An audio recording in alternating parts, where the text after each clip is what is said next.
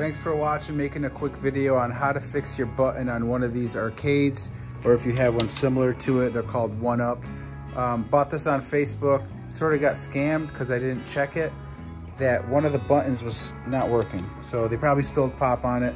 Lady tried to pretty much burn me. I'm gonna show you guys how to take it apart real quick and go as fast as I can.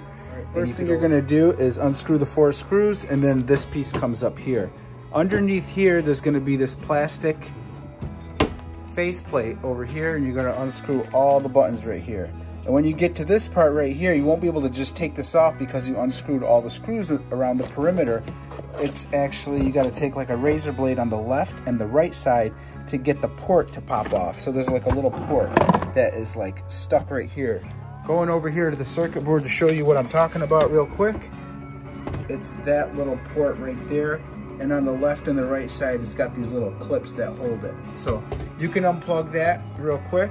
Over here, you got these buttons and they got these little prongs. So first you're gonna take these 2 out. So left and right. Pop those out and just pull them straight out. Then you're gonna push on this tab, and there's another tab on the other side. And then that tab will eject the button coming out this way. And then when you get over here, everything just pops out with these little side clips. You can see these 2 clips here. The first thing I did was push these in, and you can get to them from these little side pockets here, and pull the button straight out. It was in like that. Hopefully this makes sense as I'm going. Then you got this little button mechanism here that is in here, and on the side right here, on this part, see those little tabs, left and right, which is this side and that side. You're gonna have to take like a little razor blade right there, and all you're doing is pressing it and ejecting it out. Same thing with the button. I got this all dissected. Don't break it, take your time. There's tabs on the left and right, remember that. And then this opposite side is the tabs on the left and right to pull this thing out.